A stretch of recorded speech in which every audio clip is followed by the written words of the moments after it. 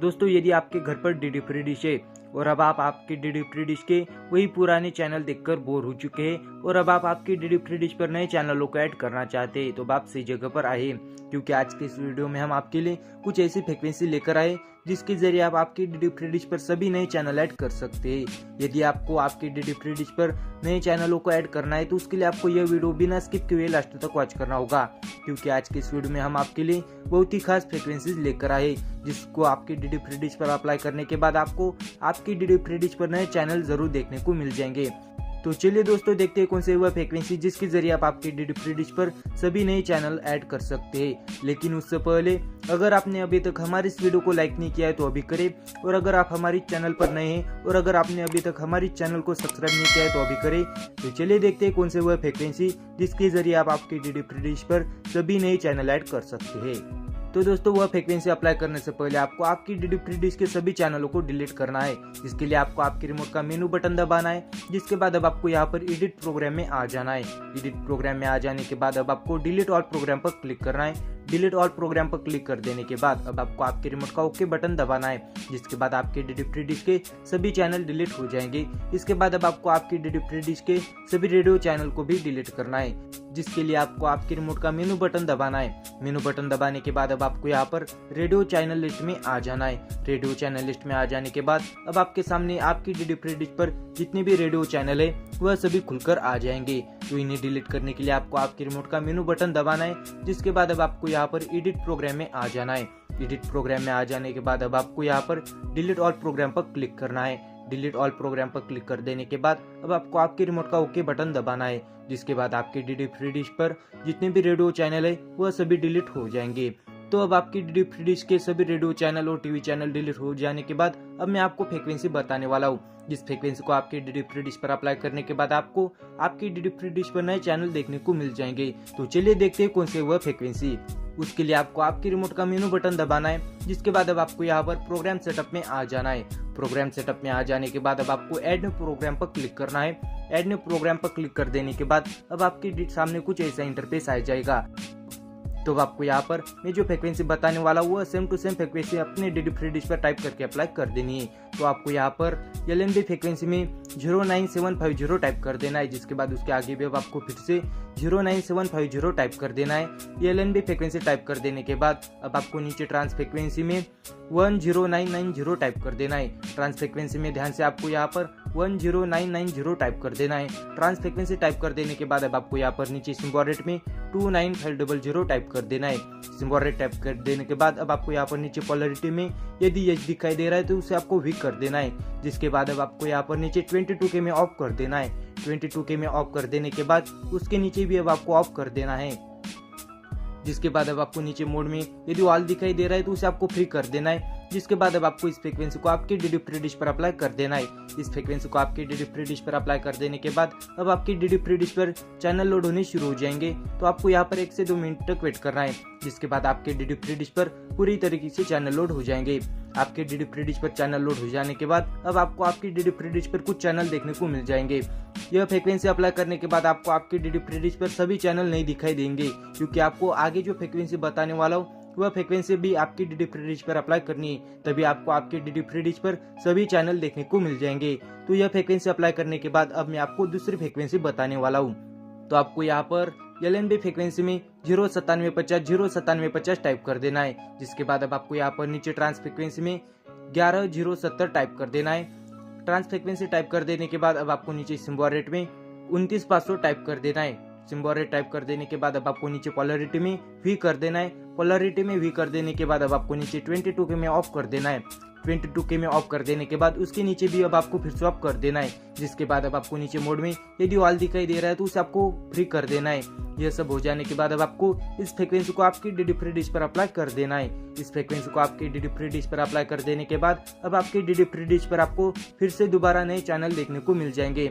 तो यह frequency apply करने के बाद अब मैं आपको और एक तीसरी फ्रीक्वेंसी बताने वाला हूँ, जिसको अप्लाई करने के बाद आपको फिर से आपकी डीडी फ्री डिश पर नए चैनल देखने को मिल जाएंगे।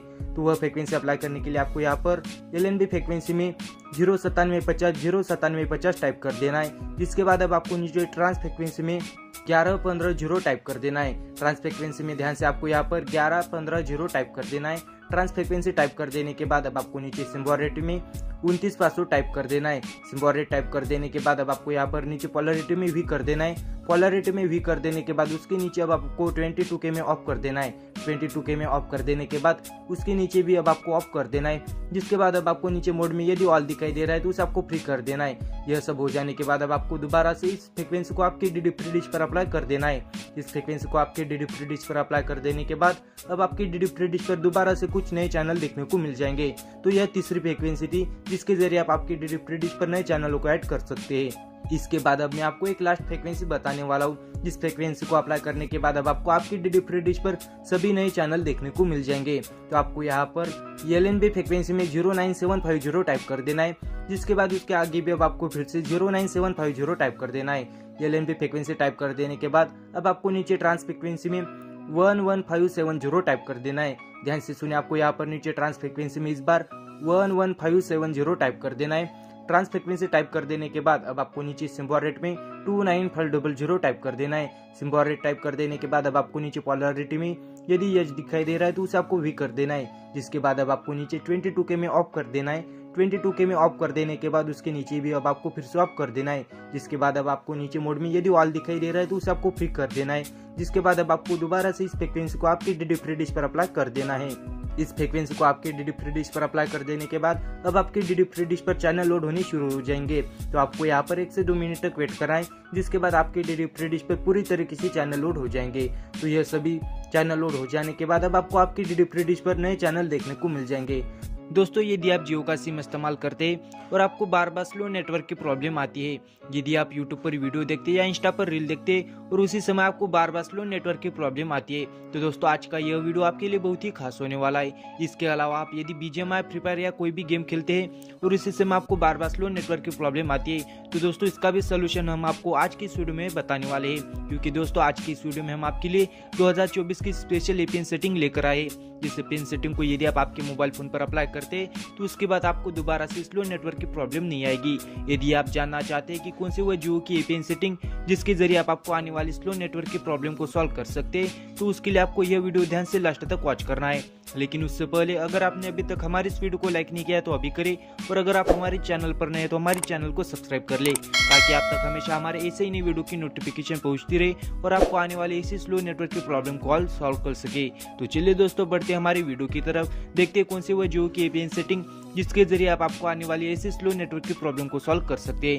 तो दोस्तों, वह APN सेटिंग अप्लाई करने के लिए आपको सबसे पहले आपके मोबाइल फोन के सेटिंग में आ जाना है।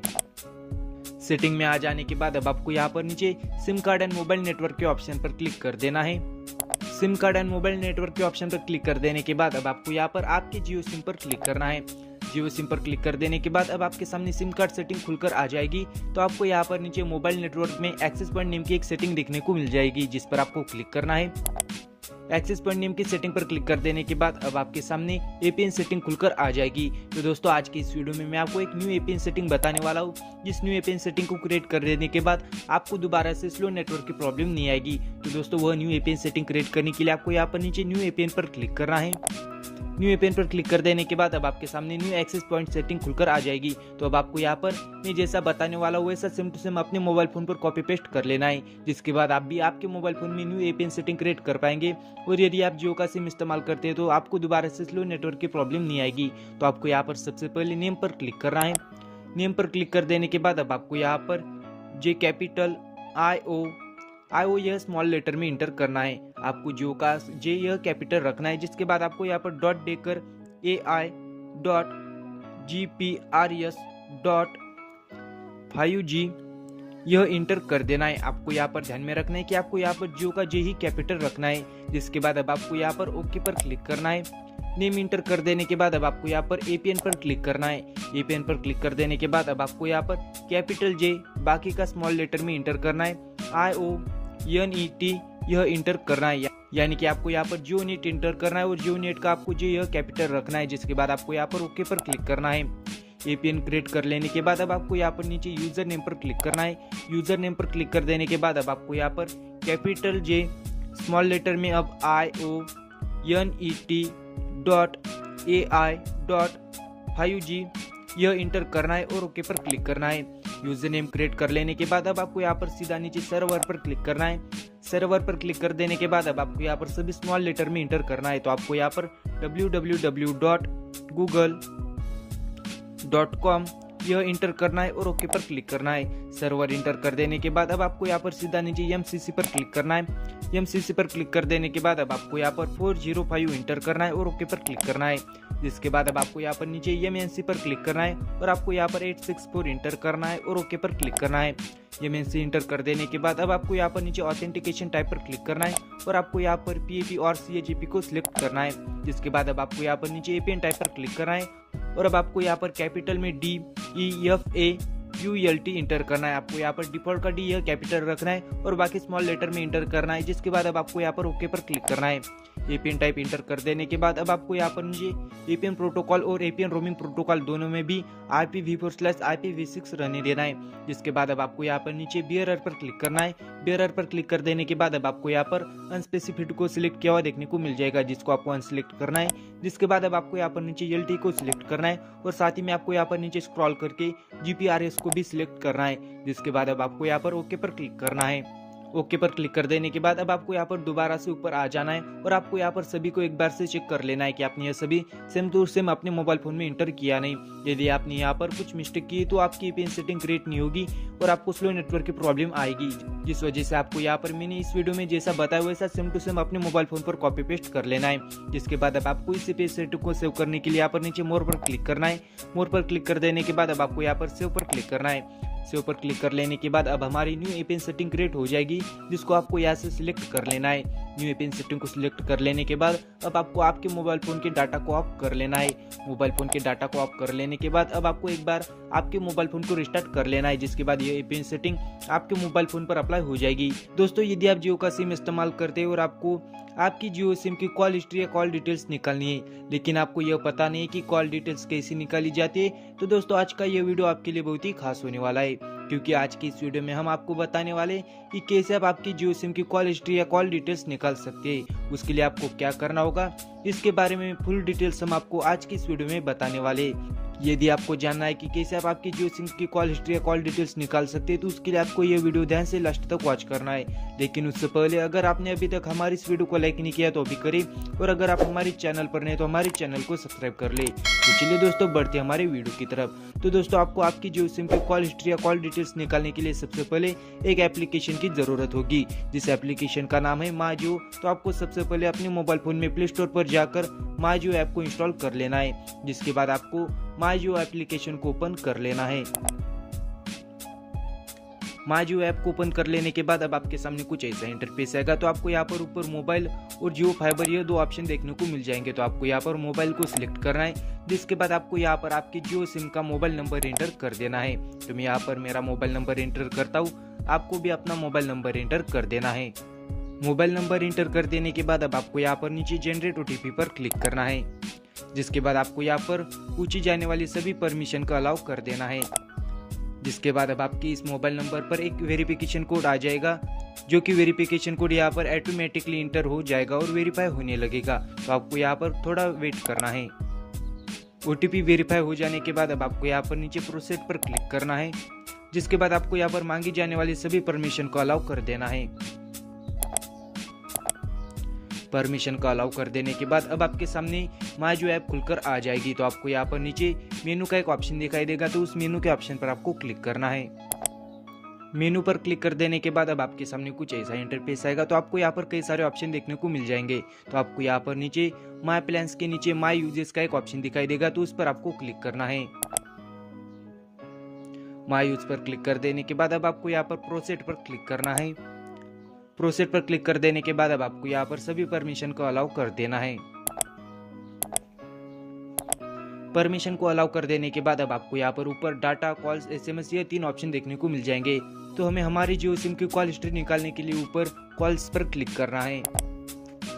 कॉल्स पर क्लिक कर देने के बाद अब आपको यहाँ पर आपकी जितनी भी कॉल हिस्ट्री है वो सभी देखने को मिल जाएगी, लेकिन आपको यहाँ पर शॉर्टकट में सभी कॉल हिस्ट्री देखने को मिल जाएगी। तो आपको यदि 1 मंथ का या 3 मंथ का कॉल हिस्ट्री निकालना है तो उसके लिए आपको नीचे स्क्रॉल करना है। जिसके बाद आपको यहाँ पर नीचे do you want to view details use statement का ऑप्शन दिखाई देगा, जिस पर आपको क्लिक करना है। जिसके बाद अब आपके सामने कुछ ऐसा इंटरफेस आएगा। तो आपको यहाँ पर कितनी दिन की कॉल हिस्ट्री चाहिए वो आपको यहाँ से सिलेक्ट कर लेना है। तो आपको यहाँ पर 7 डेज, 15 डेज या 13 डेज की कॉल हिस्ट्री चाहिए वो आपको यहाँ से सिलेक्ट कर लेना है। या फिर आप यहाँ पर नीचे कस्टम डेट्स पर क्लिक करके आपके हिसाब से डेट सिलेक्ट करके उन डेट के बीच की कॉल हिस्ट्री निकाल सकते हैं। तो मैं यहाँ पर मेरे 15 डे की कॉल हिस्ट्री आपको यहाँ पर निकाल कर देखता हूँ। आपको जितने भी दिन की कॉल हिस्ट्री चाहिए वो आपको यहाँ से सिलेक्ट कर लेना है। तो मैं यहाँ पर मेरे 15 डे की कॉल हिस्ट्री आपको यहाँ पर निकाल कर दिखाता हूँ। आपको जितने भी डे की कॉल हिस्ट्री चाहिए वो आपको यहाँ पर इंटर कर देना है। जिसके बाद आपको यहाँ पर कोई भी एक सिलेक्ट कर लेना है। जिसके बाद अब आपको यहाँ पर नीचे सिलेक्ट ऑप्शन में email statement, download statement, view statement देखने को मिल जाएगा। तो आपको यदि अभी आपकी कॉल हिस्ट्री देखनी तो आप यहाँ पर व्यू स्टेटमेंट पर क्लिक करके अपनी कॉल हिस्ट्री देख सकते हैं। और यदि आपको आपकी ईमेल पर पीडीएफ के तौर पर आपकी कॉल हिस्ट्री देखनी है तो आपको यहाँ पर ईमेल स्टेटमेंट को सिलेक्ट करना है और नीचे ईमेल स्टेटमेंट पर क्लिक करना है। ईमेल स्टेटमेंट पर क्लिक कर देने के बाद अब आपको यहाँ पर आपकी जिस भी ईमेल आईडी पर आपकी जियो की कॉल हिस्ट्री देखनी है वह जीमेल आईडी आपको यहाँ पर इंटर कर देनी है। ईमेल आईडी इंटर कर देने के बाद अब आपको यहाँ पर नीचे सबमिट पर क्लिक करना है। सबमिट पर क्लिक कर देने के बाद अब हमें यहाँ पर दिखाई दे रहा है स्टेटमेंट हैज बीन सक्सेसफुली, यानी कि हमारी पीडीएफ में हमारी कॉल हिस्ट्री हमारी जीमेल आईडी पर सेंड कर दी है। तो उसके लिए आपको सबसे पहले आपकी मोबाइल के होम स्क्रीन पर आ जाना है। होम स्क्रीन पर आ जाने के बाद अब आपको यहाँ पर आपकी जियो सिम की कॉल डिटेल्स देखने के लिए आपको यहाँ पर जीमेल ऐप को ओपन कर लेना है। जीमेल ऐप को ओपन कर लेने के बाद अब आपको सबसे पहले जीमेल ऐप पर आपकी जिस भी जीमेल आईडी को आपने माई जियो ऐप पर इंटर किया था उस जीमेल आईडी के साथ यहाँ पर लॉगिन कर लेना है। जिसके बाद अब आपको यहाँ पर आपकी जीमेल आईडी पर आपको माई जियो ऐप की तरफ से एक पीडीएफ सेंड की जाएगी जो कि आपको यहाँ पर ईबीएल के नेम से देखने को मिल जाएगी। तो उस पर आपको क्लिक करना है।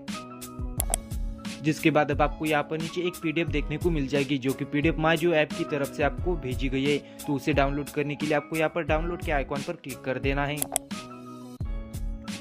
डाउनलोड के आइकॉन पर क्लिक कर देने के बाद अब हमारी यह पीडीएफ हमारे मोबाइल फोन में डाउनलोड हो जाएगी। तो आपको इस पीडीएफ को ओपन करने के लिए इस पीडीएफ पर क्लिक करना है। जिसके बाद आपको यहाँ पर उस पीडीएफ को ओपन कर लेना है। पीडीएफ को ओपन कर लेने के बाद अब आपको यहाँ पर इस पीडीएफ में आपकी जितनी भी कॉल हिस्ट्री वह सभी कॉल हिस्ट्री आपको यहाँ पर देखने को मिल जाएगी। इस प्रकार आप आपकी कॉल हिस्ट्री निकाल सकते हैं। तो दोस्तों इस प्रकार आप आज की इस वीडियो में बताए हुए स्टेप्स को फॉलो करके अपनी जियो सिम की सभी कॉल हिस्ट्री निकाल सकते हैं।